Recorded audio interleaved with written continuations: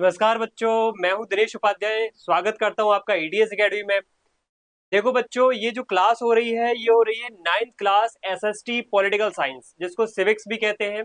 हम ऑलरेडी इसका first part पढ़ चुके हैं, जिसमें हमने दो बातें पढ़ी थी। दो बातें कौन कौन सी? What is democracy and why democracy.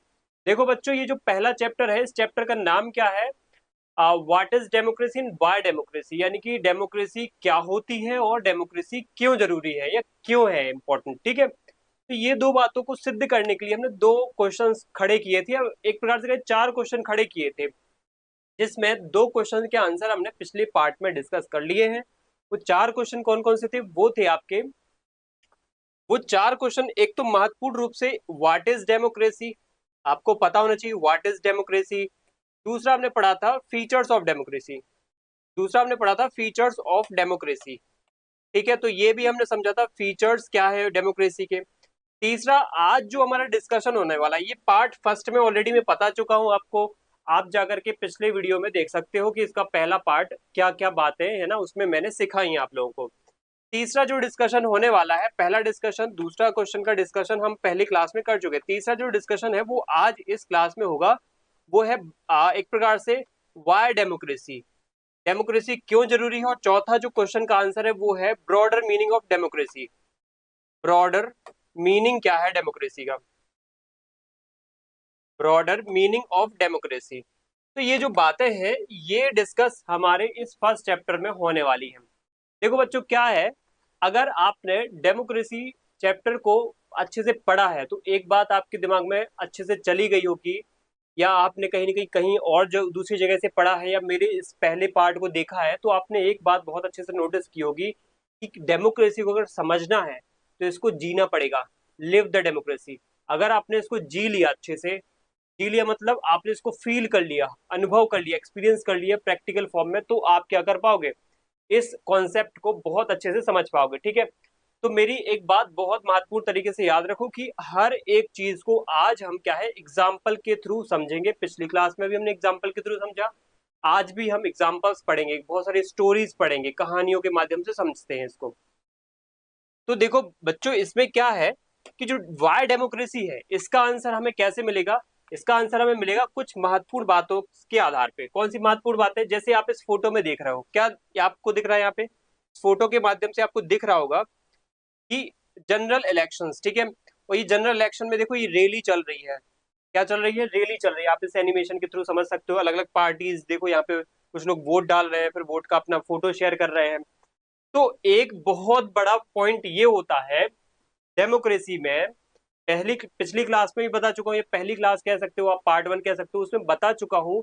किसी भी देश में अगर डेमोक्रेसी आपको दिख रही है तो वहां पे चुनाव देखेगा। एक पहली प्राइमरी चीज होती है चुनाव। चुनाव मतलब एक आदमी या कई सारे आदमी वोट देने जा रहे हैं किसी अपने नेता को या लीडर को या अपने रूलर को चुन रहे हैं। वो रूलर क्या करेगा, वो जब सत्ता में बैठेगा, जब वो जीत जाएगा चुनाव, तो वो सत्ता में बैठेगा, फिर वो क्या करेगा, पॉलिसी फॉर्मेशन करेगा, लॉ मेकिंग करेगा, और इस जनता पर रूल करेगा, इस जनता को क्या है वेलफेयर, डेवलपमेंट और इनकी ग्रोथ पे काम करेगा। ये एक डेमोक्रेसी का फैक्टर है कि चुनाव इसलिए हो रहे हैं। लेकिन होता क्या था एक्चुअल में? एक्चुअल में होता ये था कि लोगों ने जब डेमोक्रेसी को बहुत डेप्थ में नहीं पढ़ा, ऊपर ऊपर से पढ़ लिया, तो लोगों ने इसका मिसयूज किया। मिसयूज कैसे? कि दुनिया को दिखाने के लिए चुनाव करा दिया, दुनिया को दिखाने के लिए चुनाव करा दिया कि लोगों ने हाँ वोट दिया है, लेकिन वो जो रूलर चुने गए हैं वो डिक्टेटर बन गए आगे जाकर के। वो आगे जाकर के क्या बन गए, तानाशाह बन गए। वो तानाशाह बन के लोगों पे क्या करने लगे, राज करने लगे, और लोगों को क्या है त्रस्त कर दिया, लोगों को परेशान कर डाला। जैसे कि हमने समझा था, म्यांमार में मिलिट्री रूल हो गया है, मिलिट्री कूप हो गया है, पाकिस्तान में भी परवेज मुशर्रफ ने मिलिट्री कूप कर दिया था 1999 में। उसके बाद आप देखो तो इधर चिली में भी पिनोशे ने किया था।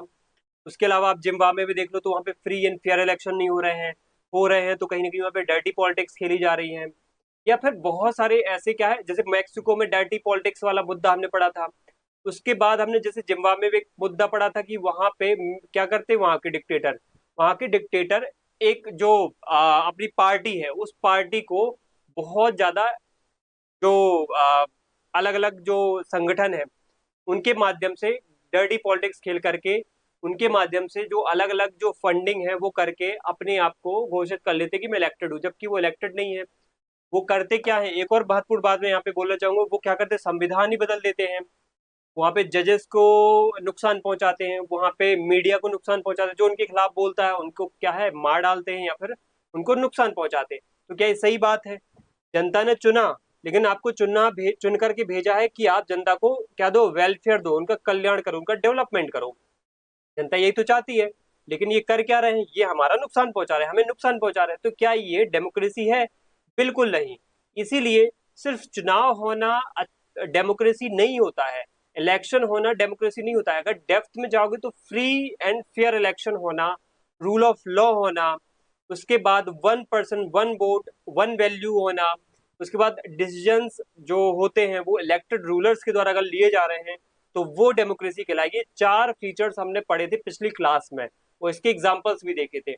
अब बच्चों हम क्या करते हैं, आज की क्लास में हम समझते हैं कि ये चुनाव जो है ना, ये डेमोक्रेसी को किस हद तक क्या करता है, इफेक्टिव बनाता है। लेकिन वो चुनाव ऐसा नहीं कि बस दिखावे का चुनाव, प्रिटेंड कर दिया। वो चुनाव होना चाहिए अच्छे से, फ्री एंड फेयर तरीके से। जैसे अब आगे मान लो आप वोट देने जा रहे हो बच्चों, अगर आप वोट देने जा रहे हो, आप बाहर एक गुंडा खड़ा हुआ मिल गया आपको वोटिंग के बूथ के बाहर, ठीक है। या मान लो आप लोग वोट देने नहीं जा रहे हो, आपके मम्मी पापा जा रहे हैं, मान लो अभी तो आपकी एज नहीं हुई है, आप 9th क्लास में हो। जब आपके मम्मी पापा वोट देने जा रहे हैं, आप उनके साथ चले गए मान लीजिए, फिर आपने देखा कि आपके मम्मी पापा जैसे एंटर करते हैं वोट देने के लिए, तो वहां पे गुंडा खड़ा हुआ था, नेता का, किसी नेता का गुंडा था, मवाली टाइप का था, उसने एक बंदूक ले रखी है या फिर कुछ हथियार ले रखा है, बाहर खड़ा था, दूर खड़ा था, और बोला, उसने डराया धमकाया कि देखो अगर हमारे नेता को वोट नहीं दिया तो हम तुम्हें मार डालेंगे, तुम्हारे बच्चे को किडनैप कर लेंगे। तो क्या ये सही बात है? बहुत सारे देशों में यही होता है, म्यांमार जैसे देशों में, अब जिम्बाब्वे जैसे देशों में, युगांडा जैसे देशों में, है ना, बहुत सारे देशों में क्या होता है, तानाशाह ऐसी टैक्टिक्स अपनाते हैं, डर्टी पॉलिटिक्स खेलते हैं, डर्टी ट्रिक्स अपनाते हैं और चुनाव में वोट प्राप्त कर लेते हैं और जीत जाते हैं। क्या ये चुनाव अच्छा था? क्या इस चुनाव को हम डेमोक्रेसी कहेंगे? नहीं कहेंगे। इसलिए चुनाव को हमें समझना पड़ेगा, चुनाव वाकई अच्छा चुनाव कौन सा होता है। इसलिए इस क्वेश्चन का अगर हमने आंसर ढूंढ लिया तो हमें समझ में आ जाएगा कि एक्चुअल में डेमोक्रेसी फिर क्यों जरूरी है और क्या है डेमोक्रेसी। तो क्या लिखा है कि an analysis of the argument for and against democracy as a form of government. मतलब कहने की बात यह है कि डेमोक्रेसी देखो बहुत हद तक जरूरी है किसी भी देश में। अगर जनता की आवाज को ऊपर रखना है, जनता की बात को ऊपर रखना है, तो डेमोक्रेसी जरूरी है। अगर मैं आपसे बोलूं कि आप एक ऐसे देश में रहते हो बच्चों जहां पे आपको कोई आजादी नहीं है, आपको 9th क्लास में कौन सा विषय पढ़ना है, कौन सा सब्जेक्ट नहीं पढ़ना है, क्या आपको पढ़ना भी चाहिए कि नहीं पढ़ना चाहिए, आपको पढ़ाई छोड़ देनी चाहिए, ये फैसला आपको करने मिले तो अच्छी बात है। अगर इसका फैसला आपके माता पिता को करने मिले तो अच्छी बात है। लेकिन इसका फैसला अगर मान लो कोई बाहर का आदमी करके देता है, आपके ऊपर थोप देता है, तो क्या आपको अच्छा लगेगा? नहीं लगेगा। अगर वो आदमी बोले कि ये कपड़े ही पहन सकते हो, वो बोले कि ये सिर्फ इस तरीके के हेयर स्टाइल रख सकते हो, क्या आपको अच्छा लगेगा? नहीं लगेगा। तो आप यहाँ पे क्या बोलोगे कि देखो ये हमारे ऊपर बातें थोप रहा है, हमें तो इसकी बातें पसंद ही नहीं आती हैं। तो उस व्यक्ति को क्या बोलेंगे, तानाशाह है ये तानाशाही कर रहा है और हमारे ऊपर चीजें थोप रहा है। मैं इस व्यक्ति को क्या मानूंगा, इस व्यक्ति को नॉन डेमोक्रेटिक मानूंगा। अब आप बोलोगे कि यार डेमोक्रेसी इतनी अच्छी होती है क्या, कि जनता को ही सब पावर होती है? देखो कई मामलों में डेमोक्रेसी बुरी भी होती है, लेकिन बहुत हद तक समझने वाली बात यह है कि बहुत हद तक जो दूसरी प्रणालियां हैं, दूसरे सिस्टम है, जैसे कि अगर मैं बोल दूं राजतंत्र, मोनार्की, जैसे मैं बात कर दूं डिक्टेटरशिप, जैसे मैं बात कर दूं मिलिट्री कूप, जैसे मैं बात कर दूं और मोबोक्रेसी होती है, अरिस्टोक्रेसी होती है, इन सब से कई गुना स्तर पे बेटर है। मैंने ये कहा बेटर है, मैंने ये नहीं कहा बेस्ट है। तो कहने की बात ये है कि डेमोक्रेसी जो है वो अपने आप में बेस्ट तो नहीं है, डेमोक्रेसी बेस्ट तो नहीं है, क्योंकि इसमें भी कमियां हैं। बेस्ट नहीं है, मैं क्या कह रहा हूं, बेस्ट नहीं है। बट ये क्या हो सकती है, ये बेटर हो सकती है। कैसे बेटर हो सकती है? बाकी अदर जो सिस्टम चल रहे हैं, बाकी अदर, जैसे मैं आपसे बोलूं कि आप अपनी क्लास में टॉप बेस्ट नंबर लेके आओ, अच्छे नंबर लेके आओ, टॉप करो, फर्स्ट नंबर पे आओ, आप पहली रैंक पे आओ, तो ये क्या हो जाएगा, बेस्ट। लेकिन मैं बोल दूं कि आप बाकियों को पीछे छोड़ दो, बाकियों से अच्छे नंबर लेके आओ, है ना, बाकियों से अच्छे नंबर लेके आओ, मुझे फर्क नहीं पड़ता, ठीक है। अगर ये इवन या कल के दिन मान लो आप कोई टेस्ट देते हो, तो मैं बोल दूं आप बाकियों से अच्छे नंबर लेके आओ, है ना, कोशिश करो कि आपकी क्लास में जो बड़े बड़े अच्छे अच्छे पढ़ने वाले बच्चे हैं, टॉपर्स टाइप के, उनकी लिस्ट में आओ। तो आप कोशिश करोगे ना कि मैं बेस्ट बनूं या बेटर बनूं, कहीं ना कहीं बुरे लोगों से तो अच्छे सिचुएशन में पहुंच जाऊं, है ना, उनके जैसा तो ना हो जाऊं, उनकी बुरी संगत में तो ना पड़ जाऊं, है ना। तो इस तरीके की जो एक जो आपने ये मेथड अपनाया है, ये क्या है, बेटर बनने का मेथड है, ठीक है। तो डेमोक्रेसी भी क्या है, जो बाकी अदर चीजें हैं ना, उनसे तो बेटर है वो। इसीलिए मैं यहाँ पे एक क्वेश्चन खड़ा कर रहा हूँ कि आपको डेमोक्रेसी अगर अच्छी लगती है तो आर्ग्यूमेंट उसके खिलाफ, उसके पक्ष में दे सकते हो, अगर आपको डेमोक्रेसी बुरी लगती है तो आप उसके अगेंस्ट में जा सकते हो, ठीक है। लेकिन यहाँ पे एक बात ये जान लो कि डेमोक्रेसी के पक्ष में चाहे बोलो चाहे विपक्ष में बोलो, लेकिन यहाँ पे समझना ये जरूरी है कि डेमोक्रेसी अंत में हमें देती क्या है, ठीक है। उसका आंसर मैं अभी बताता हूँ आपको, अंत में हमें क्या कंक्लूड फॉर्म में देती है, ठीक है। तो मैं अब आपको ये बताऊंगा कि डेमोक्रेसी क्यों जरूरी हो जाती है, डेमोक्रेसी क्यों जरूरी हो जाती है। तो यहाँ पे कोर क्वेश्चन खड़ा होता है कि इज डेमोक्रेसी बेस्ट, यहाँ पे क्वेश्चन एक खड़ा होता है, एक बेसिक या कोर क्वेश्चन है यहाँ पे, इज डेमोक्रेसी द बेस्ट, क्या डेमोक्रेसी दुनिया में सबसे अच्छी व्यवस्था है, क्या इसकी बदौलत दुनिया में क्या है, स्वर्ग बनाया जा सकता है क्या। देखो, तो इसका आंसर हमें समझ में आएगा इस स्लाइड के माध्यम से, ठीक है। हम पहले ये समझते हैं कि डेमोक्रेसी में कौन कौन सी ऐसी क्या है खामियां हैं, आर्ग्यूमेंट अगेंस्ट डेमोक्रेसी। तो कुछ बुराइयां पढ़ लेते, फिर अच्छाइयां पढ़ेंगे, और फिर अच्छाइयों के माध्यम से मैं बताऊंगा कि डेमोक्रेसी क्यों इतनी जरूरी है और ये देती क्या है हमें, ठीक है। तो पहले ये देखो कि डेमोक्रेसी में क्या कमी है, सबसे बड़ी कमी तो यही है कि इंस्टेबिलिटी। डेमोक्रेसी की एक बहुत बड़ी कमी है ये बच्चों, कि ये इंस्टेबिलिटी क्रिएट कर देती है, ठीक है। मैं पहले कमियां बता दूं, फिर इसकी अच्छाइयां बताऊंगा, तो वाकई आपको लगेगा कि कमियां तो कुछ भी नहीं है इसके अंदर। जो कमियां हैं तो वो बहुत छोटी कमियां हैं, अच्छाइयां ज्यादा हैं। जैसे एक बच्चा है, पढ़ता लिखता है, लेकिन कभी बीच में उसने गलती कर दी, तो क्या उसको पनिशमेंट देने लग जाएंगे? नहीं, उसकी पनिशमेंट भी माफ हो जाती है, क्योंकि वो बहुत अच्छा है पढ़ने में, ठीक है। तो इस डेमोक्रेसी भी अच्छे बच्चे के समान है। जैसा एक बच्चा पढ़ने लिखने में अच्छा होता है ना, तो उसकी छोटी छोटी मिस्टेक्स क्या है, माफ कर दी जाती है। तो वैसे यहाँ पे कि डेमोक्रेसी भी एक अच्छा बच्चा है ये, इसकी छोटी छोटी मिस्टेक्स पता कर लेते हैं, लेकिन इसकी डेमोक्रेसी की जो मिस्टेक्स हैं या कमियां हैं वो भी हम इसको माफ कर देंगे। तो इंस्टेबिलिटी एक इसकी कमी है, leaders keep changing disturb long time long term. देखो, कहने की बात ये कि डेमोक्रेसी मतलब ये होता है कि चुनाव होते रहेंगे, हर 5 साल में 6 साल में चुनाव होते रहेंगे, यानी जनता हर 5 6 साल में अपना नेता बदलती रहेगी, नेता बदलेगी यानी रूलर बदलेगा, प्रधानमंत्री मुख्यमंत्री राष्ट्रपति बदलते रहते हैं। जब ये बदलते रहते हैं तो फिर अलग अलग पार्टी के नेता आते हैं, तो ये क्या करते हैं, अपने हिसाब से चीजें बदल देते हैं, पॉलिसी बदल देते हैं। जैसे आपको पता होगा, हमारे भारत के पहले प्रधानमंत्री अगर देखें, पहले अभी 2014 के पहले मनमोहन सिंह जी थे, ठीक है। अब वर्तमान में प्रेजेंट में कौन है, अभी वर्तमान में प्रधानमंत्री मोदी जी है, ठीक है, नरेंद्र मोदी जी है। तो उन्होंने क्या किया, बहुत सारी पॉलिसीज जो चल रही थी मनमोहन सिंह जी की, तो उन्होंने उनको क्या है, चेंज कर दिया। अब जब मोदी जी के बाद कोई दूसरी पार्टी का अगर प्रधानमंत्री बनेगा फ्यूचर में, तो क्या होगा, वो भी अपनी फिर क्या पॉलिसीज चेंज कर देगा। तो ऐसे क्या होता है, लॉन्ग टर्म में चीजें इफेक्ट में नहीं चल पाती हैं। और दूसरा है डिसरप्शन, एक यहाँ पे देखने को मिलता है। और डिसरप्शन ये मिलता है कि जब लीडर्स चेंज होते रहते हैं तो पॉलिसी डिसरप्ट हो जाती, पॉलिसी रुक जाती। जैसे एक आपने बहुत अच्छी पॉलिसी को पढ़ा होगा, पंचवर्षीय योजना। तो ये कांग्रेस के समय में, मनमोहन सिंह जी के समय में पंचवर्षीय योजना चली आ रही थी, लेकिन मोदी जी ने इस पंचवर्षीय योजना को खत्म कर दिया, जो कि आजादी के बाद से चली आ रही थी, ठीक है। तो एक तो इंस्टेबिलिटी वाला पॉइंट हो गया। दूसरा है policy, policy lack of morality, game of political competition and power plays sidelining ethics, ठीक है। मतलब गेम ऑफ पॉलिटिक्स बहुत खेली जाती है, आपको पता है। जैसे एक मान लो ये बंदा है, ये आदमी है, अब ये चुनाव जीतने के लिए क्या करेगा, ये चुनाव जीतने के लिए कोशिश करेगा कि मैं क्या करूं, या तो गुंडे मवाली की हेल्प लूं, क्योंकि गुंडे मवाली के डर से लोग वोट दे देंगे, या पैसा लोगों को मैं बांट दूं, पैसा बांट दूं, तो लोग पैसे के लालच में मुझे वोट दे देंगे। या ये कोशिश करेगा कि सामने वाली जो अपोजिशन पार्टी है, जो ऑपोजिशन पार्टी समझते हो आप लोग क्या होता है ऑपोजिशन पार्टी, मतलब जैसे अभी वर्तमान में गवर्नमेंट किसकी चल रही है, गवर्नमेंट बीजेपी गवर्नमेंट बनी हुई है, तो उसके खिलाफ कौन खड़ा है, उसके खिलाफ है कांग्रेस, तो कांग्रेस को बोलेंगे अपोजिशन। और यहाँ पे अपोजिशन लीडर कौन होगा, तो यहाँ पे अपोजिशन लीडर होंगे राहुल गांधी, ठीक है। तो ऑपोजिशन को भी कमजोर करने की कोशिश करते हैं कुछ नेता वगैरह, लीडर्स वगैरह, ठीक है। तो इस तरीके से क्या होता है किसी भी देश में इस तरीके से क्या होता है, किसी भी देश में policy lack of morality situation create हो जाती है, policy lack of morality situation create हो जाती है।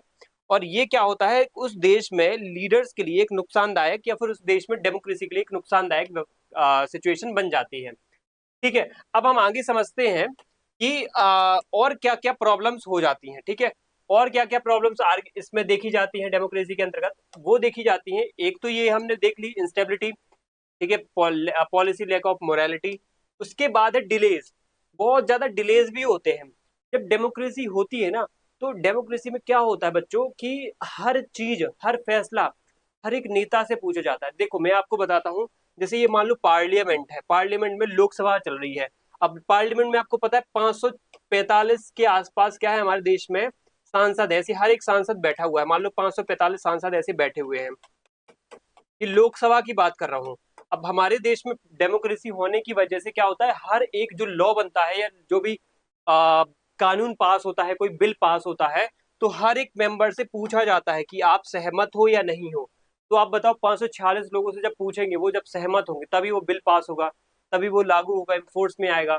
तो क्या कितना टाइम लगेगा, बहुत टाइम लगता है, महीनों कभी कभी सालों लग जाते हैं इस चीज को करने में। तो इसीलिए क्या होता है, बहुत डिलेज होते हैं। Consulting many people and institutions is a slow process, ये स्लो प्रोसेस बन जाती है फिर। ठीक है, उसके बाद बैड डिसीजंस, बैड डिसीजन भी कभी कभार ले लिए जाते हैं। कुछ नेता क्या करते हैं, अपने फायदे के लिए बुरे डिसीजन ले लेते हैं, और उसमें फायदे अपने लालच के लिए वो क्या करते हैं, वो लोगों को क्या है गुमराह कर देते हैं, और गुमराह लालच दे देते हैं, गुमराह कर देते हैं। और साथ में एक बड़ी बात है कि कभी कभार अपनी सरकार बनाने के लिए कुछ बैड डिसीजन ले लेते हैं। इलेक्टेड लीडर्स में not fully understand the best interest of all the people. अपनी सरकार बनाने के लिए क्या करते हैं नेता लोग, ये लोग डेमोक्रेसी का मिसयूज कर लेते हैं, और ऐसे बुरे बुरे लालच दे देते हैं। जैसे आपने सुना होगा, है ना, बहुत सारे लोग बड़े बड़े जो हमारे पापा मम्मी हैं, दादा दादी हैं, अंकल हैं, वो लोग बातें करते हैं कि नेता वगैरह क्या करते हैं, एक बार वादे कर देते हैं, फिर उसके बाद तो गायब ही हो जाते हैं, फिर उसके बाद कोई वादा पूरा नहीं करते। तो ये बात क्या है, नेताओं के लिए इनफेमस है। नेता इस मामले में इनफेमस है, जब वो वादे कर देते हैं तो बड़ी बड़ी बातें कह जाते हैं, लेकिन जब वादे पूरे करने की बात आती तो वे गायब हो जाते हैं। तो इसलिए क्या है यहाँ पे, ये बात तो है ही डेमोक्रेसी में। दूसरी बात है कि यहाँ पे वो लालच के लिए ऐसे से वादे कर देते हैं, ऐसे से फैसले ले लेते हैं, जिसमें क्या होता है, पीपल्स को नुकसान होता है, लोगों को नुकसान होता है। जैसे मैं आपको एक बात बोलूं, तो भारत में कई सारे ऐसे सरकारों ने फैसले लिए जिससे लोगों को नुकसान हुआ है। जनता को उससे फायदा होगा कि नुकसान होगा, इसको बिना परखे हुए, बिना जाने हुए कुछ नेताओं ने ऐसे फैसले ले लिए जिससे जनताओं को अल्टीमेटली नुकसान हुआ। तुम क्या बोलोगे, ये डेमोक्रेसी ने अच्छा किया कि बुरा किया? ये डेमोक्रेसी की वजह से बुरा हुआ, कि डेमोक्रेसी के माध्यम से वो नेता बना, लीडर बना हमारा, लेकिन नुकसान हो गया। तो ये भी एक डेमोक्रेसी की कमी है। उसके बाद क्या देख सकते हैं हम यहाँ पे, और उसके बाद एक और कमी यहाँ पे ये देख सकते हैं कि करप्शन बहुत देखने को मिलता है। डेमोक्रेटिक सरकारें बन के आती है तो वो करप्शन बहुत करती हैं, बाद में करप्ट हो जाती हैं। आपको पता है, रिश्वत लेती हैं, बड़े बड़े मंत्री नेता क्या है, अपने घर को बनाते हैं, अपनी कारें खरीदते हैं, अपने बड़े बड़े स्विमिंग पूल वाले घर बनवाते हैं, महंगी महंगी गाड़ियां खरीदते हैं। तो यहाँ पे ये सिचुएशन पैदा कर देते हैं। और competence of voters, ordinary people may not to know what is truly good for them. आप समझ गए? देखो ये बात बहुत ध्यान सुनना बच्चों, कि एक तो इंसान ही बेवकूफ है, जनता ही बेवकूफ है। कैसे बेवकूफ है, मैं बोलूंगा कि जनता को ही नहीं पता रहता कि उनको क्या चाहिए। वो ऐसे व्यक्ति को अपना नेता बना देते हैं जो कि आगे करप्शन करता है, जो आगे उनके खिलाफ काम करता है, तो फिर बाद में रोते रहते हैं कि हम ना, हमारा नेता ऐसा करता है, ऐसा कर रहा है। तो ऑर्डिनरी लोग क्या है, स्टडी नहीं कर रहे हैं अपने नेता की, वो नेता कैसा है। हमारा कर्तव्य क्या होना चाहिए बच्चों, हमारा काम ये होना चाहिए बच्चों, जैसे आप कल के दिन वोट देने जाओगे तो आपका काम ये होना चाहिए बच्चों, कि आपको जिसको आप वोट देने जा रहे हो उसके बारे में आप हिस्ट्री उसकी देखो। आपके पास फोन है, आपके पास गूगल है, आपके पास अब तो चैट जीपीटी भी है, तो हर एक नेता के बारे में देख सकते हो कि ये नेता अच्छा है या करप्ट है, इसने पास्ट में क्या क्या किया, इसके ऊपर कौन कौन से केसेस चल रहे हैं। कई सारे नेताओं के ऊपर तो मर्डर के चार्जेस चल रहे हैं, मर्डर के केसेस हैं उनके ऊपर, बहुत सारे करप्शन के केसेस हैं, और वो आज हमारे नेता मंत्री बने हुए बैठे हुए हैं। तो यहाँ पे वोटर्स ही बेवकूफ बना हुआ है, और वोटर्स उनको क्या है, और सत्ता में बैठाया जा रहा है उनको वोट दे दे करके। तो ये नहीं होना चाहिए। तो डेमोक्रेसी क्या है, एक प्रकार से इन कमियों की वजह से थोड़ा सा बुरी हो जाती है। बट मैं कहूंगा कि अगर 100 में से आपको एक कमी दिखती है या 2 कमी दिखती है, 5 कमी दिखती है, बाकी 95 अच्छाइयां दिखती हैं, तो वो चीज कहीं ना कहीं बेटर है बाकी बुराइयों से। अगर डिक्टेटरशिप है, मान लो अगर डिक्टेटरशिप है, तानाशाही है, तो तानाशाही में होता क्या है आपको, तानाशाही में क्यों होता ये है कि आपको 2 चीजें अच्छी मिलती है, 2 चीजें आपको गुड मिलेंगी, बाकी आपको 98 चीजें क्या है, 98 चीजें बैड मिलेंगी। तो क्या आप इसको मानोगे अच्छा? नहीं मानूंगा, मैं डिक्टेटरशिप को अच्छा नहीं मानूंगा। बट मैं अगर बोलूं आपसे, एक दूसरा ऑप्शन दूं यहाँ पे कि देखो बच्चों, आपको एक बात यहाँ पे ये मिल रही है, ऑप्शन ये मिल रहा है कि आपको 5 क्या है, बैड चीजें मिल रही हैं, 5 बैड चीजें मिल रही हैं, बुरी चीजें मिल रही हैं, लेकिन लेकिन उसमें 95 चीजें क्या है, गुड मिल रही हैं, अच्छी चीजें मिल रही हैं। तो क्यों आप उसको एक्सेप्ट करोगे? बिल्कुल करेंगे। तो डेमोक्रेसी यही है कि 5 बुराइयां हैं बट अच्छाइयां उसमें बहुत सारी हैं। इसीलिए मेरा ये मानना है कि कुछ कमियां अगर हैं भी तो उसको इग्नोर कर दो, उसको भूल जाओ। आज डेमोक्रेसी यही है, डेमोक्रेसी का यही है फंडा कि बच्चों वो बाकियों से अच्छा है, इसलिए हम उसको एक्सेप्ट करते हैं। हमारा देश डेमोक्रेटिक है, हमारा इंडिया डेमोक्रेटिक है, यूएस डेमोक्रेटिक है, ब्रिटेन जैसे देश डेमोक्रेटिक है, जापान जैसे देश डेमोक्रेटिक है। ज्यादातर बच्चों का फेवरेट देश होता है जापान, ज्यादातर देशों का फेवरेट देश होता है अमेरिका। ये देश इसलिए तो फेवरेट है आपके।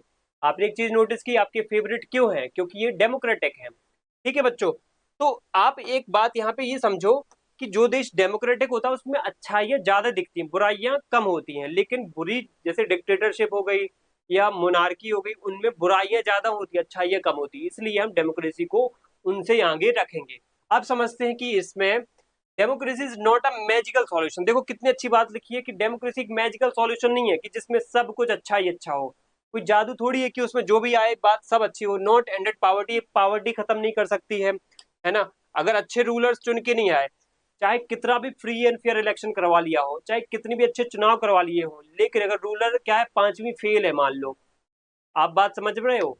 अगर आपने ऐसा नेता चुन लिया, ऐसा प्रधानमंत्री चुन लिया जो कि 5वीं फेल है, तो क्या वो आपको अच्छा शासन दे सकता है? क्या नहीं दे सकता। वो पढ़ा लिखा ही नहीं है ज्यादा, तो उसको कोई नॉलेज ही नहीं है, वो क्या शासन करेगा? इसीलिए अच्छे नेता को चुनना भी जरूरी है।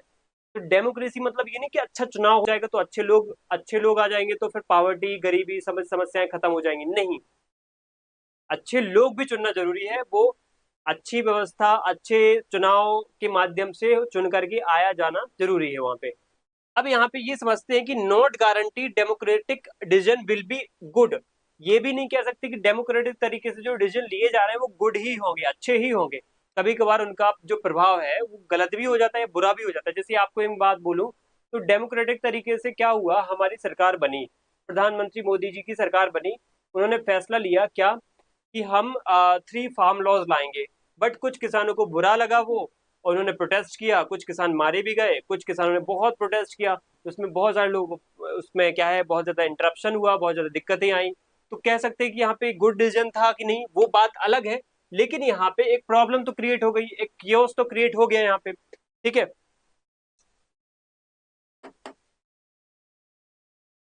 तो हम क्या कहेंगे कि हमेशा डेमोक्रेसी क्या है, अच्छे डिसीजन नहीं ले सकती है, मिस्टेक्स कैन हैपन। और देखो ऐसी भी बात है कि मिस्टेक सबसे होती है, मिस्टेक सभी से हो सकती है, किसी से मिस्टेक्स हो सकती है। जैसे इंदिरा गांधी की मैं बात करूं, तो इंदिरा गांधी ने भी देखो डेमोक्रेटिकली चुनी थी, गई थी, वो डेमोक्रेटिकली चुनी गई थी। आपने सुना होगा इंदिरा गांधी, जिसको आयरन लेडी कहते हैं। इतनी ताकतवर नेता हमारे देश में अभी तक नहीं हुई है, मतलब बहुत सारी पावर उन्होंने अपने पास एक्वायर कर ली थी। तो बच्चों क्या हुआ था कि 1975 के टाइम पे इंदिरा गांधी ने क्या किया था, इमरजेंसी लगा दी थी। तो इस वजह से उन्होंने क्या है, एक प्रकार से तानाशाही जैसी सिचुएशन क्रिएट कर दी थी। तो मिस्टेकनली उनसे जो भी हुआ, कहीं ना कहीं उसका पाश्चाताप बाद में दूसरी सरकारों को या दूसरी उनकी जो प्रधानमंत्री उनको भी कहीं ना कहीं इसको फेस करना पड़ा, इस क्रिटिसिज्म को। अब ये भी देखते हैं कि हमेशा डेमोक्रेसी जो है बुरी नहीं होती है। एक क्वेश्चन आपके सामने ये आता है कि फ्लॉड क्वेश्चन लोग खड़े करते हैं। फ्लॉड क्वेश्चन मतलब गलत क्वेश्चन मत पूछो किसी से। जैसे मैं आपसे बोलूं कि कोई अगर ज्ञानी है मैथ्स का और तुम उससे संस्कृत में का सवाल पूछ रहे हो, तो क्या वो सही क्वेश्चन है? उससे नहीं। अगर जो ज्ञानी है मैथ का, तो उससे मैथ्स का सवाल पूछो। ठीक है, तो यहाँ पे वैलिड क्वेश्चन पूछना चाहिए। लोग पूछते क्वेश्चन क्या है कि इज डेमोक्रेसी, क्या क्वेश्चन पूछते हैं कि is democracy the ideal form of government? है ना।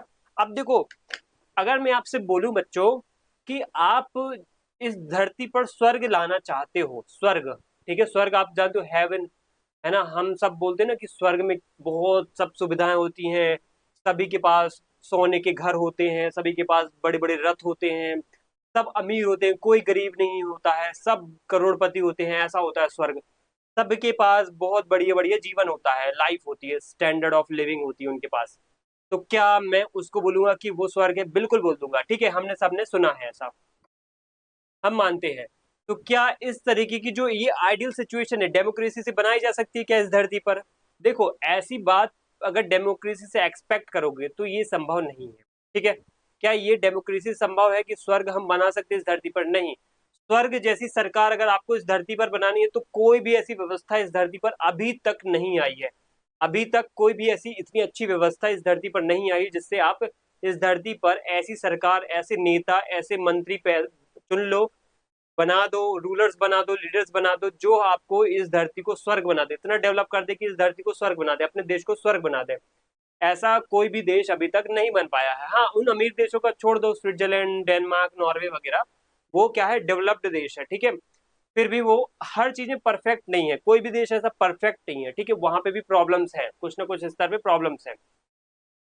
तो बच्चों, डेमोक्रेसी इतनी एफिशिएंट नहीं है, बट मैं एक बात बोलूंगा कि अगर आप इससे एक्सपेक्ट करोगे कि ये आइडियल स्टेट बना देगी, या आइडियल फॉर्म ऑफ गवर्नमेंट पैदा कर देगी, एक स्वर्ग जैसी सरकार बना देगी, तो ये इससे संभव नहीं है। बट अगर इससे पूछोगे, डेमोक्रेसी से पूछोगे कि बताओ डेमोक्रेसी, क्या तुम ऐसी सरकार बना सकते हो? क्या इसको एक सही क्वेश्चन इसको पूछेगा, रियल लाइफ क्वेश्चन पूछेगी, is democracy better than other form of government the like monarchy, dictatorship? तो ये वैलिड क्वेश्चन होता है। देखो, ये वही बात कि मैथ्स के टीचर से मैथ्स का क्वेश्चन पूछना, ना कि संस्कृत का। मतलब डेमोक्रेसी बाकियों के कंपैरिजन में अच्छी है कि नहीं है, ये अच्छा क्वेश्चन होता है, ठीक है। तो डेमोक्रेसी एक अच्छी व्यवस्था इसलिए है क्योंकि ये बाकियों से बेटर है, बाकियों के से बेटर है। अब आपको समझ में आई बात?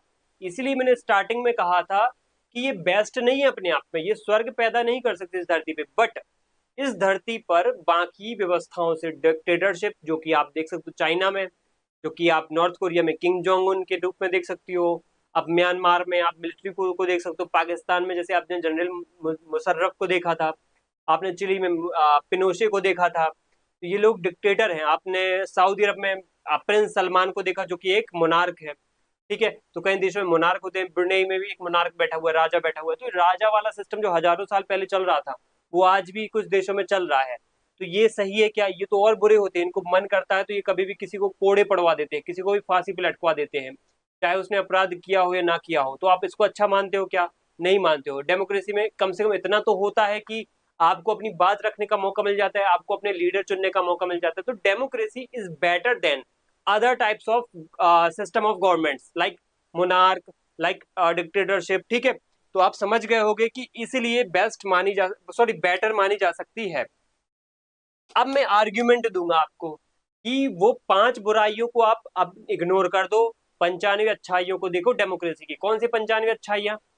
वो है, पहली तो यहाँ पे ये हो जाएगी कि किसी भी देश में आपको अकाउंटेबिलिटी देखने को मिलती है। अगर अकाउंटेबिलिटी मतलब क्या होता है कि किसी भी देश में अगर वहां पे राष्ट्रपति है, मान लो ये प्रेसिडेंट है, ठीक है, या मैं बोलूं प्रेसिडेंट ना होकर ये पीएम है, ठीक है। कौन है पीएम? मान लो ये हमारे पीएम साहब है, प्रेसिडेंट, ठीक है। तो ये पीएम या प्रेसिडेंट साहब है। अब ये कोई भी काम करते हैं तो ये काम जो भी करेंगे किसके लिए करेंगे? जनता के लिए, पब्लिक के लिए, जो हम तुम लोग है ना, इनके लिए काम करेंगे।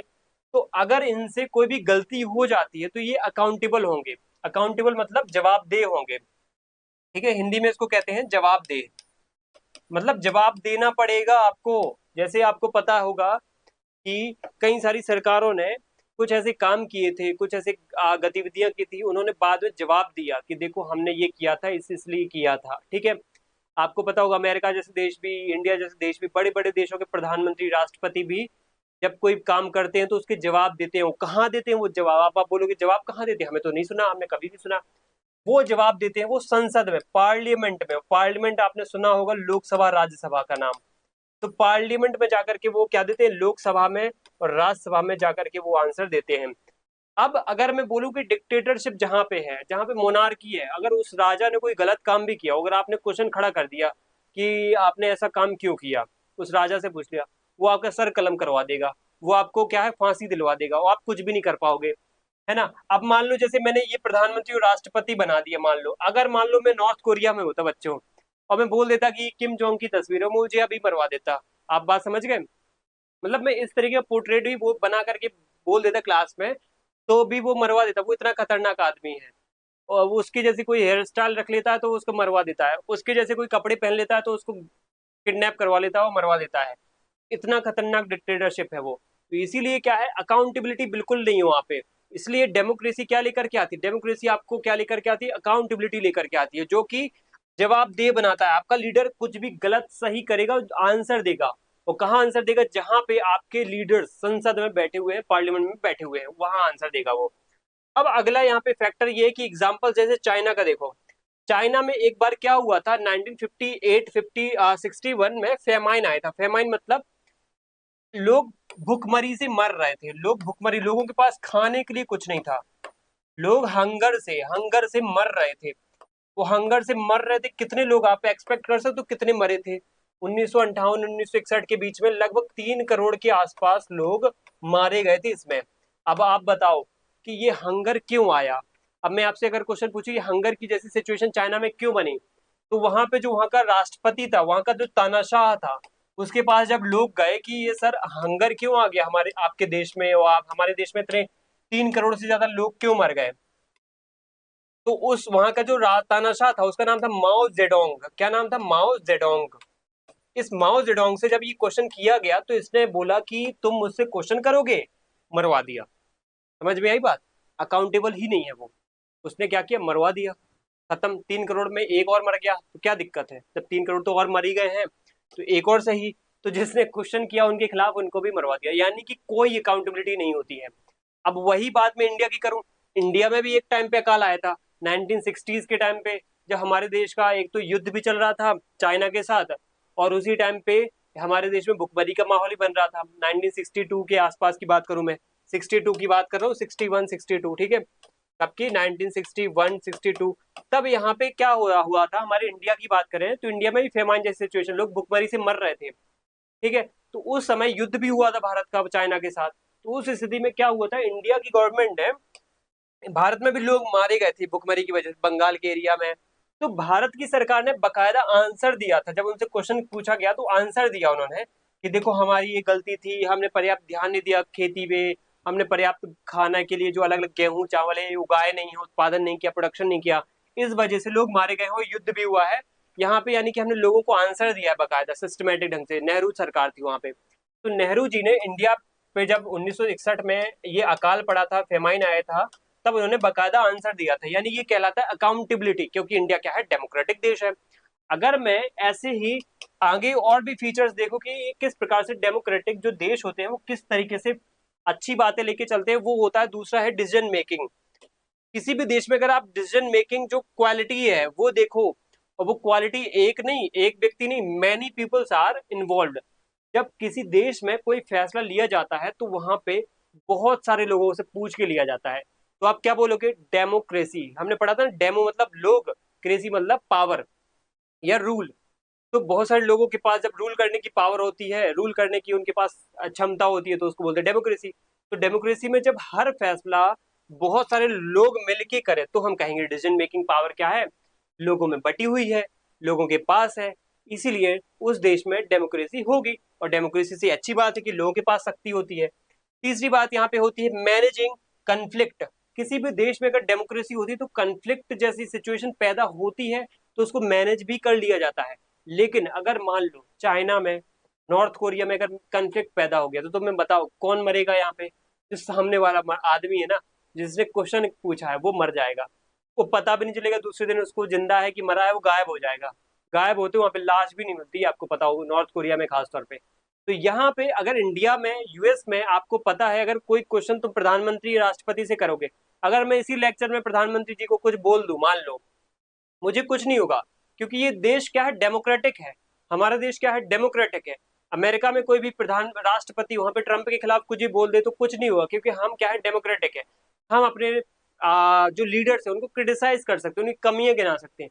अगर यही बात आप नॉर्थ कोरिया में करोगे तो आप मर जाओगे, आप गायब हो जाओगे, आपको गायब कर दिया जाएगा। कोई कंफ्लिक्ट ही नहीं होता वहां पे। हमारे देश जैसे देशों में मैनेज किया जाता है, उसको समझा जाता है कि क्यों हुआ है, फिर उस पर काम किया जाता है। अगली अगर हम फीचर की बात करें तो वो होता है citizen dignity, poorest, least educated और रिच। देखो, ये बहुत बड़ी बात होती है किसी भी डेमोक्रेटिक देश में, ये बहुत बड़ी बात होती है कि उस देश में आपको एक सिटीजन डिग्निटी देखने को मिलती है, हर आदमी की इज्जत होती है, आपको पता हो। तानाशाही देश में क्या होता है, अगर सरकार को लग रहा है कि ये लोग हमारे लिए क्या है, अनावश्यक है, तो मरवा देते हैं। आपको पता है हिटलर ने जर्मनी में नाजी लोगों को ऐसे ही, सॉरी नाजी बोलो, यहूदी लोगों को मरवाया था। यहूदी लोग वही लोग हैं जो कहाँ रहते हैं आज के समय में, आज के समय इजराइल में रहते हैं। तो यहूदी एक धर्म है, तो यहूदी धर्म के लोग क्या है, हिटलर बहुत ज्यादा क्या करता था, हिटलर नापसंद करता था, मतलब इनको बिल्कुल पसंद नहीं था हिटलर को। यहूदी धर्म के लोग, ज्यूज जिनको कहते हैं, ज्यूज, ठीक है। तो इन धर्म के लोगों को मरवाया उसने, बल्क मतलब लाखों में मरवाया, एक गैस चैम्बर में डाल दिया, जिंदा लोगों को जलवा दिया, जिंदा लोगों पर फायरिंग करवा दी। इस तरीके से उसने जेनोसाइड किया, किनका, ज्यूज का, यहूदी धर्म के लोगों का। तो यहूदी धर्म के लोग, कई सारे लोग कहीं अमेरिका भाग गए, कहीं फ्रांस भाग गए, कहीं इसराइल जैसे देशों में भाग करके यहाँ पे आ गए।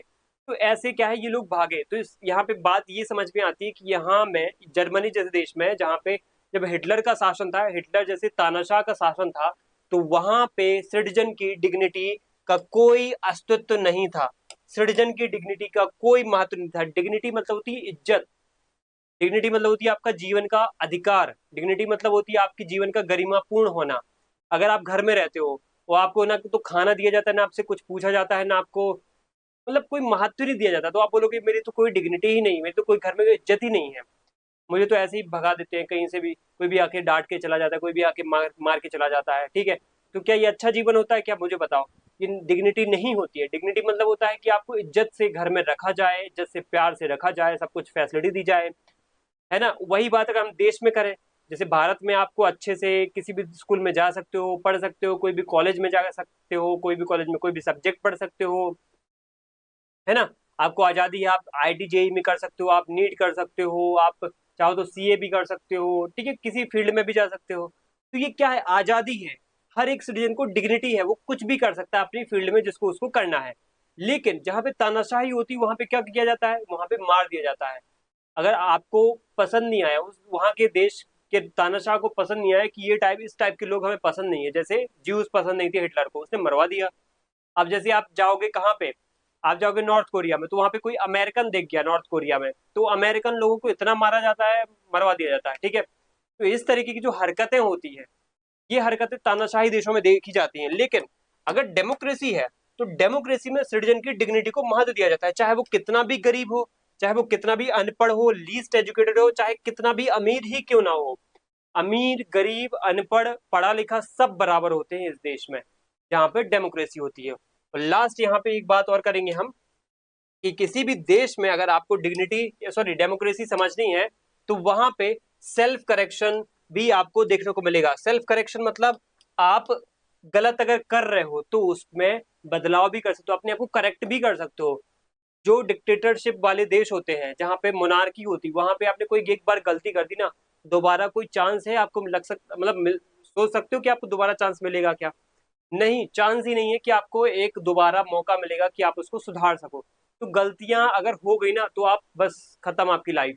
तो इस तरीके की जो व्यवस्थाएं होती हैं, ये व्यवस्थाएं क्या है, डेमोक्रेसी में नहीं देखी जाती हैं, बुरी। लेकिन आप देख सकते हो कितनी अच्छाइयां थी डेमोक्रेसी में। एक हमारे इस डिस्कशन से ये समझ में आ गया होगा आप लोगों को कि वाई डेमोक्रेसी, समझ में आ गई बात। मुझे लग रहा है बच्चों को अब समझ में आ गई होगी बात, कि अगर डेमोक्रेसी नहीं हुई और डेमोक्रेसी की जगह पे अगर इंडिया में क्या आ गया, क्या आ गया इंडिया में, तानाशाही। अगर इंडिया में मैं बोलूं कि इंडिया में अगर डिक्टेटरशिप आ गई, तो आप क्या करोगे,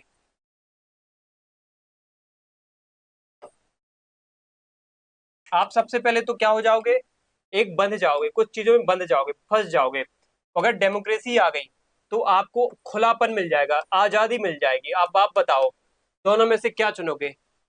आप एक रस्सी से बंधना पसंद करोगे, बंध जाना, ठीक है, मैं यहाँ पे लिख रहा हूँ बंद जाना पसंद करोगे या आप खुले आसमान में जीना पसंद करोगे, मुझे आप बताओ। खुले आसमान में जीना है आपको कि बंद जाना है? इस दुनिया को अच्छे से फील करना है, अनुभव करना है, जीना है कि बंधे रहना है एक जगह पे? तो इंडिया में अगर डिक्टेटरशिप आ गई तो आप क्या हो जाओगे? फंस जाओगे, बंद जाओगे, आप कुछ भी करोगे आपको पुलिस पकड़ के ले जाएगी। कुछ कुछ गलत बोल दिया लीडर के खिलाफ तो बस आपका काम तमाम। ठीक है। लेकिन लेकिन अगर डेमोक्रेसी है तो आप कुछ भी बोल दो कर दो, बस एक दायरे में होना चाहिए, वो भी एक लिमिट है। मैं ये नहीं कह रहा हूँ कि किसी को भी मार दो, किसी का भी मर्डर कर दो तो भी वैलिड है, ये सब नहीं होगा, है ना। मतलब एक सर्टेन राइट्स होते हैं, वो सर्टेन राइट्स आपको मिलेंगे ही मिलेंगे, ठीक है, जो एक डेमोक्रेसी वाले देश में मिलते ही मिलते हैं। ठीक है, जैसे जीने का अधिकार, आपको पुलिस कभी भी ऐसे उठा के नहीं ले सकती है ना, वारंट दिखाना पड़ेगा। लेकिन डिक्टेटरशिप में आपको पुलिस कभी भी उठा के ले जाएगी और इवन मार भी देगी, है ना, घर वालों को तक पता नहीं चलेगा। ठीक है। तो ऐसी जो घटनाएं होती हैं वो ऐसे देशों में देखने को मिलती है। इसलिए इंडिया जैसे देश में हमें क्या है, डिक्टेटरशिप को कभी नहीं आने देना है मेरे बच्चों। आज मैं सिर्फ आपको पढ़ा नहीं रहा हूं, मैं कल के आप जो नागरिक हैं, कल के सिटीजन बनने वाले हो आप, तो आप ये समझो कि डिक्टेटरशिप कितनी खतरनाक होती है। इसलिए अगर कल के दिन आप अगर हमारे देश में ऐसी घटनाएं देखो कि कोई भी क्वेश्चन, कोई भी क्रिटिसिज्म सरकार के खिलाफ हो रहा है, तो सरकार क्या कर रही है, उस इंसान को ही जेल में डाल देती है। तो आप समझ जाओ वहां पे घटनाएं क्या है, बुरी है। ये लीड हमें कहाँ ले जाएंगे, डिक्टेटरशिप के साथ ले जाएंगे, डिक्टेटरशिप में ले जाएंगे। अगर आप वहां पे देखते हो कि कोई व्यक्ति कुछ भी करता है तो उसको मार दिया जाता है, कोई व्यक्ति के खिलाफ, है ना, कोई एक प्रकार से वो नापसंदगी, जैसे हिटलर को नापसंदगी थी यहूदियों से, वो देखी जाती है, तो भी आप डिक्टेटरशिप की तरफ देख सकते हो। ठीक है। तो ये बातें बहुत ध्यान से समझना है कि डिक्टेटरशिप बहुत खतरनाक होती है और डेमोक्रेसी बहुत हद तक मैं बोल रहा हूँ बेटर होती है बाकी व्यवस्थाओं से। ठीक है। अब आगे चलते हैं, आगे चलते हैं कि broader meaning of democracy. Ultimately हमारा अंतिम प्रश्न आ चुका है, लास्ट प्रश्न आ चुका है कि ब्रॉडर मीनिंग ऑफ डेमोक्रेसी क्या है, या इसका ब्रॉडर मीनिंग क्या होता है। तो समझते हैं इसका ब्रॉडर मीनिंग। देखो, ब्रॉडर मीनिंग समझने के लिए आप देखो, सबसे पहली बात क्या लिखा है, power of the people and people in the power. कि लोगों के पास क्या है, पावर ऑफ द पीपल, यानी कि लोगों की शक्ति, और पीपल इन पावर, कि कहीं ना कहीं लोग ही शक्ति में हो, मतलब लोग ही सत्ता में हो, लोगों के पास ही शासन हो। कहने की बात यह है कि डेमोक्रेसी का ब्रॉडर मीनिंग अगर देखोगे आप, तो ये मिलेगा कि अल्टीमेटली लोगों ने ही अपनी सत्ता बैठा ली है, लोगों का ही शासन चल रहा है, जो इस देश में रहने वाले लोग हैं ना वही इस देश को चला रहे हैं। ये एक्चुअल में आप अगर जहां जिस देश में आप फील कर पाओ अंदर से कि यार ये देश देखो कितना अच्छा है, इस देश में तो देखो यहाँ पे लोग हर चीज में इन्वॉल्व रहते हैं, कोई भी बड़े से बड़े फैसला और कोई छोटे से छोटा फैसला भी अगर लिया जा रहा है तो वहाँ के लोग इन्वॉल्व रहते हैं, वहाँ के लोग फैसला लेते हैं। तो मुझे समझ में आ जाएगा कि इस देश में क्या है, इस देश में है डेमोक्रेसी। ये होता है ब्रॉडर मीनिंग। अगर मैं साथ में एक बात करूं कि be patient with democracy, count every vote, कि हर एक वोट का क्या है, महत्व है, वैल्यू है। One person one vote one value वाला कॉन्सेप्ट बहुत हद तक क्या है, फॉलो किया जाता है। ऐसा नहीं कि अमीर लोगों को ज्यादा वोट वैल्यू है। अब जैसे मान लो मैं इंडिया में कर दूं एक व्यवस्था कि अंबानी, अडानी और बड़े बड़े जो टाटा जैसे लोग हैं, अमीर उद्योगपति है, इंडस्ट्रियलिस्ट है, जो अमीर है, बहुत करोड़पति लोग हैं, उनको उनको वोट देने की पावर ज्यादा है। वो अगर एक वोट देंगे तो उनकी 10 वोट गिनी जाएंगी, और आप अगर एक वोट देने जाओगे तो आपकी एक वोट को एक वोट ही गिना जाएगा। तो आपको अच्छा लगेगा क्या? नहीं। आप बोलोगे उसकी 10 वोट, वो अमीर भी है और हम गरीब है, हमारी एक वोट, ऐसे थोड़ी चलेगा। तो ये बात है ना, क्या दिखाती है, ये बात दिखाती है कि ये देश क्या है, डेमोक्रेटिक नहीं है। डेमोक्रेटिक देश में क्या होता है, one vote one one one person one vote one value. चाहे अमीर हो, चाहे गरीब हो, चाहे एजुकेटेड हो, चाहे लीस्ट एजुकेटेड हो, चाहे पुअर हो, चाहे रिच हो, सब बराबर होते हैं यहाँ पे। और तीसरी बात यहाँ पे आती है, तीसरी बात आती है, democracy is beyond government, the broader meaning. Minimal democracy को आप समझो यहाँ पे कि मिनिमल डेमोक्रेसी एक वर्ड आपने सुना होगा, और दूसरा यहाँ पे वर्ड समझो, यहाँ पे दूसरा वर्ड आता है गुड डेमोक्रेसी। ठीक है, गुड डेमोक्रेसी। देखो हम क्या करेंगे, मिनिमल डेमोक्रेसी से आगे बढ़ेंगे, हम जाएंगे किस पे, इस पे जाएंगे। ठीक है, हम जाएंगे गुड डेमोक्रेसी की तरफ। अब देखो मिनिमल डेमोक्रेसी मतलब क्या होता है, मिनिमल डेमोक्रेसी मतलब समझना कि कोई देश में लोग रहते हैं बहुत सारे, ठीक है, हमारे भारत में रहते हैं, हमारे इंडिया में रहते हैं 140 करोड़ लोग, 1 बिलियन 1.4 बिलियन पीपल हमारे भारत में रहते हैं, 1.4 बिलियन लोग, ठीक है। जब ये लोग 1.4 बिलियन लोग हमारे भारत में, हमारे इंडिया में क्या करते हैं, अपने लीडर्स चुनते हैं, अपने वोट के माध्यम से अपना वोट देते हैं, वोट से अपना क्या चुना इन्होंने, लीडर चुना, लीडर चुन लिया इन्होंने। तो ये लीडर क्या कहलाएगा, इस लीडर को बोलेंगे रिप्रेजेंटेटिव, ठीक है। इसको क्या बोलेंगे, रिप्रेजेंटेटिव। किसका रिप्रेजेंटेटिव, बहुत सारे लोग उन्होंने वोट दे करके बोला कि हमारा नेता कैसा हो, हमारा नेता ये व्यक्ति है, तो इन लोगों ने किसको बना के भेज दिया, इस व्यक्ति को बना के भेज दिया कि ये हमारा नेता है, ठीक है। अब ये क्या कहलाएगा, ये क्या कहलाएगा, ये कहलाएगा इतने सारे लोगों का रिप्रेजेंटेटिव, बहुत सारे लोगों का रिप्रेजेंटेटिव कौन कहलाएगा, ये नेता कहलाएगा, ठीक है। इसको हम बोलेंगे, जब ये नेता फैसला करेगा, जब ये नेता देश चलाएगा, तो इसको बोलेंगे मिनिमल डेमोक्रेसी, मतलब न्यूनतम प्रजातंत्र, न्यूनतम डेमोक्रेसी। मतलब जनता ने एक बार वोट दे दिया, नेता चुन लिया, फिर उसके बाद जनता का रोल खत्म, उसके बाद फिर सब फैसले वो नेता करेगा। आई बात समझ में। उसके बाद अधिकांश फैसले कौन करेंगे, नेता करेंगे। जैसे मैं इस फोटो में दिखाता हूँ, यहाँ पे एक मिनिमल डेमोक्रेसी को ऐसे समझना आप, मिनिमल डेमोक्रेसी को ऐसे समझना जैसे बहुत सारे लोग हैं, ठीक है, बहुत सारे लोग हैं, ये एरिया है मान लो कहाँ का, ये एरिया है मान लो दिल्ली है ये, ठीक है, ये दिल्ली है, दिल्ली का नाम सबने सुना होगा, दिल्ली, ये नई दिल्ली बोल दो। तो नई दिल्ली में रहते हैं मान लो 10 लाख लोग, ठीक है, कितने लाख लोग, 10 लाख। तो 10 लाख लोगों ने अपना एक सांसद चुना, क्या चुना, एमपी चुना, मेंबर ऑफ पार्लियामेंट चुना, ठीक है। इसको हम क्या कहते हैं हिंदी में, इसको हम हिंदी में कहते हैं सांसद। इस सांसद को इन्होंने भेजा लोकसभा में, तो ये लोकसभा में जब जाएगा तो क्या करेगा ये, कि लोकसभा में एक प्रकार से रिप्रेजेंट करेगा किसको, ये मान लो वो सांसद है, ठीक है, ये सांसद एक प्रकार से रिप्रेजेंट करेगा किसको, नई दिल्ली में रहने वाले 10 लाख लोगों को रिप्रेजेंट करेगा कि इनका नेता कौन है, इनका नेता मैं हूं, ये कहेगा अपने आप को, ठीक है, इनका नेता मैं हूं। तो इस व्यवस्था को फिर ये अल्टीमेटली क्या करेगा, यहाँ के जितने भी नई दिल्ली के फैसले हैं ना, यही करेगा, वहां की जनता का रोल अब खत्म हो जाएगा। तो इसको बोलते हैं मिनिमल डेमोक्रेसी, की एक बार वोट दे दो फिर उसके बाद भूल जाओ, इस तरीके की व्यवस्था को बोलते हैं मिनिमल डेमोक्रेसी। लेकिन एक प्रकार से इससे भी एक बेस्ट तरीका होता है, वो होता है गुड डेमोक्रेसी को। गुड डेमोक्रेसी मतलब होता है कि an ideal standard of to aim for where citizens have equal information, education and resources to play role in decision making. मतलब गुड डेमोक्रेसी मतलब ये होता है कि जहां पे जनता सिर्फ वोट देने तक सीमित ना रहे, उसका हर एक एस्पेक्ट में, हर एक एस्पेक्ट में, चाहे इंफॉर्मेशन, एजुकेशन, रिसोर्सेस हो गए, प्ले अ रोल, वो वहां पे इक्वल रोल प्ले करे, बराबरी से क्या है, अपना एक क्या है, एक इन्वॉल्वमेंट दर्ज करा, एक इंटरवेंशन हो उसका। तो वहां पे मैं कहूंगा कि ये है एक्चुअल में गुड डेमोक्रेसी, ये है गुड डेमोक्रेसी, जहां पे हर चीज में क्या है, टांग अड़ाती है जनता। मुझे लगता है डेमोक्रेसी में जहां पे जनता टांग अड़ाए हर चीज में, वो है डेमोक्रेसी। जहां पे जनता बस एक बार बना दे नेता को, फिर भूल जाए जो कर रहे हैं करने दो, कोई दिक्कत नहीं है, ये देश क्या होते हैं, ये देश मिनिमल डेमोक्रेसी। तो आप लोग मुझे कमेंट में बताओ बच्चों कि हमारे इंडिया में मिनिमल डेमोक्रेसी आपको लगती है, फील क्या किया आपने अभी तक, या फिर गुड डेमोक्रेसी देखने को मिलती है। मिनिमल मतलब एक बार वोट दे दो, फिर उसके बाद जो नेता करते रहेंगे करने दो, चाहे अच्छा कर रहे हैं बुरा कर रहे हैं तो रोते रहो, अच्छा कर रहे हैं तो खुश होते रहो, लेकिन वो करेंगे करते रहने दो, हम अब कुछ नहीं कर सकते। गुड डेमोक्रेसी वो होती है कि हर चीज में इन्वॉल्व आप रहो, चाहे वो एजुकेशन के मामले में हो, चाहे कोई भी रिसोर्स के मामले में हो, चाहे कोई भी चेंजेस के मामले में हो, ट्रांसफॉर्मेशन के मामले में हो, सब में आप इन्वॉल्व रहो, की रोल प्ले करो, तो वहां पे हम बोलेंगे गुड डेमोक्रेसी।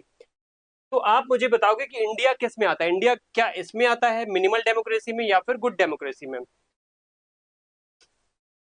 इसके बाद अगला है यहाँ पे decisions that can apply to any sphere of life, family, school and organisation. मैंने ये कहा कि गुड डेमोक्रेसी क्या होती है, गुड डेमोक्रेसी मतलब आपको हर एस्पेक्ट में इन्वॉल्व रहना है, चाहे एजुकेशन हो, चाहे आप ट्रांसपोर्टेशन हो, ट्रांसफॉर्मेशन हो, कोई भी सेक्टर, कोई भी सेक्टर, जब जनता हर चीज में इन्वॉल्व रहती है, सिर्फ वोट देने तक सीमित नहीं रहती है, सिर्फ वोट देने के से काम नहीं चलता। गुड डेमोक्रेसी में हर चीज में इन्वॉल्व रहो आप, कोई भी नेता कुछ भी कर रहा है तो उसको भी क्रिटिसाइज करो कि ये गलत कर रहा है कि सही कर रहा है, बोलो वहां पे, तो ये होता है गुड डेमोक्रेसी। तो इस तरीके के जो छोटे छोटे डिसीजन होते हैं ना, जब वहां पे जनता क्या है इन्वॉल्व रहती है, तो उसको हम गुड डेमोक्रेसी कहते हैं। तो डिसीजन भी यहाँ पे ये देखे जाते हैं कि decision apply any sphere of life, और वो डिसीजन भी हर एक स्फीयर ऑफ लाइफ में आपके इन्वॉल्व होने चाहिए। मतलब जीवन का हर एक जब आपका जो जीवन का हर एक पक्ष होता है आपका, जैसे आप छोटे थे स्कूल जाते हो, फिर बड़े हो जाओगे कॉलेज जाओगे, फिर उसके बाद आप कहीं जॉब करोगे, उसके बाद फिर आप जब जॉब करने के बाद जब आपकी एज हो जाएगी तो आप बूढ़े हो जाओगे, और फिर आपकी जब एज हो जाने के बाद आपकी डेथ भी होगी। तो हर एक पक्ष में जब आप अपने फैसले अपने स्फीयर में, अपनी लाइफ के हर एक स्फीयर में आप अपने फैसले खुद अच्छे से कर पाओ, उसमें जो भी सरकार कर रही है उसमें भी इन्वॉल्व हो पाओ, तो हम कहेंगे कि आपके फैसले आपने खुद किए हैं, आपके ऊपर किसी ने बाहर से थोपे नहीं है। आई बात समझे? मिनिमल डेमोक्रेसी में तो ये हो सकता है कि एक बार नेता को चुन लिया फिर वो आप पे क्या है थोपने लग जाए, लेकिन जो गुड डेमोक्रेसी होती है उसमें क्या होता है, आपका जो जीवन का हर एक स्फीयर है, हर एक पार्ट है, जीवन का हर एक पक्ष है, हर एक समय है, उसमें चाहे आप किसी भी एज में हो, आपका फैसला आप खुद कर रहे हो, डायरेक्ट वे में चाहे इनडायरेक्ट वे में, वहां पे कहेंगे good democracy, this is a good democracy. ठीक है, चाहे आप फैमिली हो, चाहे स्कूल हो, चाहे कोई ऑर्गेनाइजेशन हो, कोई भी एस्पेक्ट हो, आप हर फैसले खुद ही कर रहे हो, तो वहां पे मैं कहूंगा कि डेमोक्रेसी है ये। एक यहाँ पे बात ये भी आती है सिटीजन्स रोल। सिटीजन्स रोल मतलब यहाँ पे ये है कि मोनार्की, डिक्टेटरशिप और वन पार्टी सिस्टम में एक प्रॉब्लम ये है कि ये एक्टिव सिटीजन पार्टिसिपेशन यहाँ पे क्या है आपको नहीं देखने को मिलेगा। मतलब ये कह रहा है कि डेमोक्रेसी के अलावा जैसे आप डिक्टेटरशिप, मोनार्की और वन पार्टी सिस्टम देखते हो, डिक्टेटरशिप जैसे मोनार्की मतलब जहां पे राजा वाला शासन चले, ठीक है, डिक्टेटरशिप जहां पे तानाशाह हो, जैसे हिटलरी शासन, जहां पे हिटलर जैसा शासन हो, हिटलर जितना कितना खतरनाक था। और वन पार्टी रूल जैसे चाइना में है, जहां पे शी जिनपिंग आपको देखने को मिलेगा। ठीक है, ये शी जिनपिंग, यहाँ पे लिख रहा हूँ शी जिनपिंग। ठीक है, तो शी जिनपिंग जैसे देश, चाइना, चीन लिख देता हूँ चीन, तो इन जैसे देशों में जैसे राजा आपको सऊदी अरब में देखने को मिलेगा। ठीक है, सऊदी अरब। और आपको तानाशाह कहाँ मिलेगा, किम जोंग, जो कि कहाँ मिलेगा, नॉर्थ कोरिया में मिलेगा। ठीक है, तो इस तरीके के जो किंग्स है, किंग, इस तरीके की जो व्यवस्था है, सॉरी सिस्टम है, ये फॉर्म ऑफ गवर्नमेंट्स है, ये भी एक फॉर्म ऑफ गवर्नमेंट है, डिक्टेटरशिप भी एक फॉर्म ऑफ गवर्नमेंट है, वन पार्टी रूल भी एक फॉर्म ऑफ गवर्नमेंट है। ये व्यवस्था, ये फॉर्म ऑफ गवर्नमेंट किसी भी पीपल को एक इक्वल पार्टिसिपेशन नहीं देती है, एक एडिक्वेट पार्टिसिपेशन, एक एक्टिव सिटीजन पार्टिसिपेशन नहीं देती। मतलब कोई भी काम जनता से पूछ के नहीं किया जा सकता है। यहाँ पे जनता कुछ भी क्वेश्चन करेगी ना तो मरवा दिया जाएगा यहाँ पे जनता को ही, या लोगों को ही मरवा दिया जाता है। लेकिन डेमोक्रेसी, डेमोक्रेसी में होता क्या, democracy depend on active political people's participation by the all citizens. यहाँ पे क्या होता है, यहाँ पे political participation by all citizen होता है। डेमोक्रेसी इस पर डिपेंड ही होती है कि अगर किसी देश में आपको पार्टिसिपेशन, पीपल्स पार्टिसिपेशन एक्टिवली नहीं मिल रहा है तो डेमोक्रेसी ही नहीं वहां पे। ठीक है, तो ये चीज आपको यहाँ पे बिल्कुल क्लियर समझ में आ जानी चाहिए कि एक्टिव पार्टिसिपेशन देखने को मिलता ही है। दूसरा यहाँ पे एक पॉइंट है, फाइनल थॉट अब हमारे सामने क्लियर होता जा रहा है कि the fate of a democracy, democratic country depend not just on what the rulers do but mainly on what we as citizens do. कहने की बात ये है, अब सुन लो बच्चों ध्यान से, कि डेमोक्रेसी मतलब ये नहीं है, डेमोक्रेसी मतलब ये नहीं कि सब लोग इन्वॉल्व होते रहे बस डेमोक्रेसी आ गई। डेमोक्रेसी मतलब ये लिखा है ना, the fate of a democratic country. देखो यहाँ पे क्या लिखा है कि किसी भी देश में डेमोक्रेसी मतलब ये नहीं होता कि बस लोग पार्टिसिपेट कर दें बस हो गया डेमोक्रेसी। डेमोक्रेसी मतलब ये होता है कि लोगों का क्या होना चाहिए, लोगों को इतना इंफॉर्मेशन, लोगों को इतना एजुकेशन होना चाहिए कि वो एक्टिव पार्टिसिपेशन कर पाए, और कहाँ करना है कहाँ नहीं करना है, और क्या वहाँ के लोग कर रहे हैं एक्चुअल में। एक्चुअल में सिटीजन्स वहाँ पे किस लेवल का सोचते हैं, किस लेवल की थिंकिंग रखते हैं, वो भी मैटर करता है।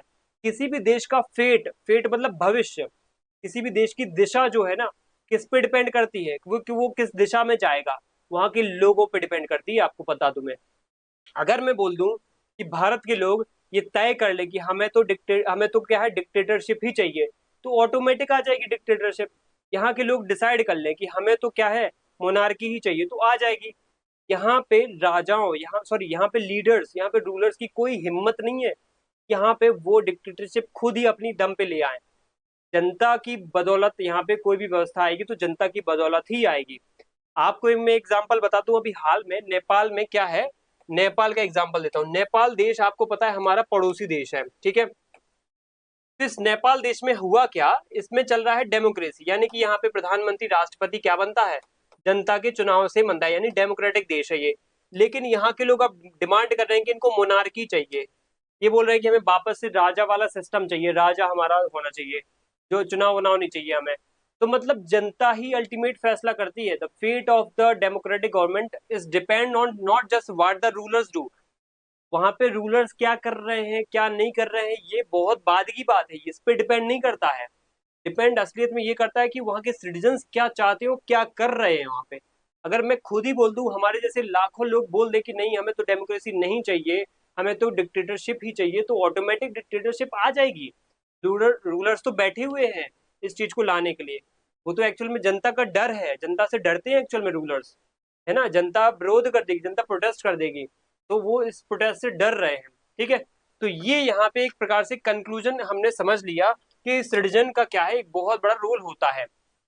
अब आगे देखते हैं यहाँ पे कि जैसे ये फोटो देखो आप, ठीक है, इस फोटो को देखो कि ये महिलाएं हैं बहुत सारी, ये बहुत सारे लोग हैं, ये क्या कर रहे हैं, ये वोट देने में इंटरेस्टेड है, ये वोट देने में इंटरेस्टेड है। कल के दिन ही बोल दे हमें वोट देने नहीं जाना है, हमारा राजा वाला सिस्टम वापस से ले आओ, हमें वोट देने में कोई इंटरेस्ट नहीं है, तो ऑटोमेटिक हमारे देश में क्या आ जाएगा, हमारा भविष्य कैसा हो जाएगा, डिक्टेटरशिप वाला या मोनार्क वाला हो जाएगा। ठीक है, अल्टीमेटली यानी लोगों पे डिपेंड करता है। तो हमारा यहाँ पे एक कंक्लूसिव फॉर्म ये आता है कि why is democracy considered best. ठीक है, कहने की बात ये है कि अब हम अपने चैप्टर के अंतिम पड़ाव पे हैं, हमारा चैप्टर ये डिस्कशन खत्म होने वाला है, और लास्ट में अब डिस्कशन होने वाला है कि डेमोक्रेसी क्यों बेस्ट है, डेमोक्रेसी क्यों बेस्ट है। डेमोक्रेसी की अंतिम रूप से बात मैं यही करूंगा कि डेमोक्रेसी इसलिए बेस्ट है या इसलिए बेटर है क्योंकि ये डेमोक्रेसी क्या है, ये डेमोक्रेसी हमें बहुत हद तक किस दिशा में ले जाती है, हमें बेटरमेंट, हमें हमारे बेस्ट की ओर ले जाती है, हमें हमारे ग्रोथ की तरफ ले जाती है। कहाँ, ग्रोथ की तरफ, हमें हमारे कहाँ ले जाती है, डेवलपमेंट की तरफ ले जाती है, हमें हमारे डेवलपमेंट की तरफ ले जाती है। और डिक्टेटरशिप हमें कहाँ ले जाती है, डिक्टेटरशिप हमें ले जाती है हमारे, हमारी बुराई, हमारे हमारे कहीं ना कहीं हमें पावर्टी की तरफ ले जाती है, हमें गरीबी की तरफ ले जाएगी, हमें हमें कहीं ना कहीं राइट्स, हमारे राइट्स खत्म हो जाएंगे, हमें चुनाव की व्यवस्था, हमारे नो इलेक्शंस वाली व्यवस्था पे ले जाएगी ये हमें। ठीक है, तो इतनी सारी प्रॉब्लम्स क्रिएट कर देगी। इसीलिए अंतिम रूप से यही बात है कि डेमोक्रेसी कहीं ना कहीं बाकी व्यवस्थाओं से अच्छी है।